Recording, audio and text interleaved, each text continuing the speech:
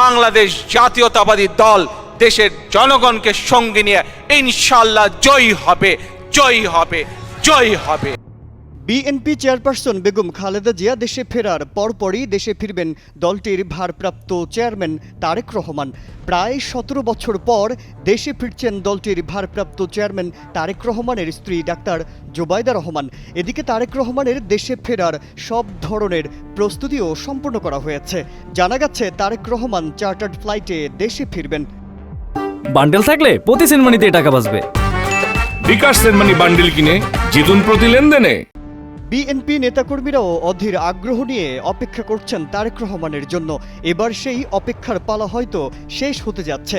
BNP chairperson 5 মে দেশে ফেরার কিছুদিন পরই তারেক রহমান দেশে আসবেন বলে যুক্তরাজ্য বিএনপি বিষয়টি নিশ্চিত করেছে। যুক্তরাজ্য বিএনপি সভাপতি এম এ মালিক জানান, বেগম খালেদা জিয়া যাওয়ার পর তারেক রহমান দেশে ফিরবেন।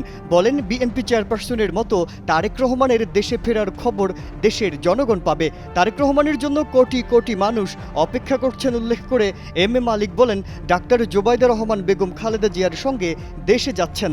তারপরই বিএনপির ভারপ্রাপ্ত চেয়ারম্যান তারেক রহমান দেশে ফিরবেন। এদিকে তারেক রহমানের দেশে ফেরার জন্য চার্টার্ড ফ্লাইট ভাড়া করার বিষয়ে সিদ্ধান্ত নিয়েছে যুক্তরাজ্য বিএনপি।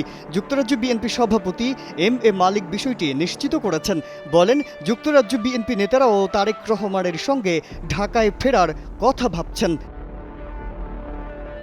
এর আগে সেনা সমর্থিত 1-11 তত্ত্বাবধায়ক সরকারের আমলে একাধিক দুর্নীতির মামলা থেকে জামিনে মুক্তি পাওয়ার পর 2008 সালের সেপ্টেম্বরে চিকিৎসার জন্য যুক্তরাজ্যের উদ্দেশ্যে বাংলাদেশ ছাড়েন তারেক রহমান।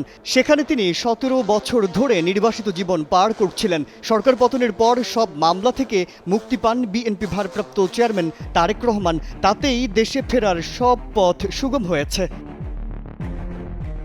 মাজহারুল আলম, কালের কণ্ঠ।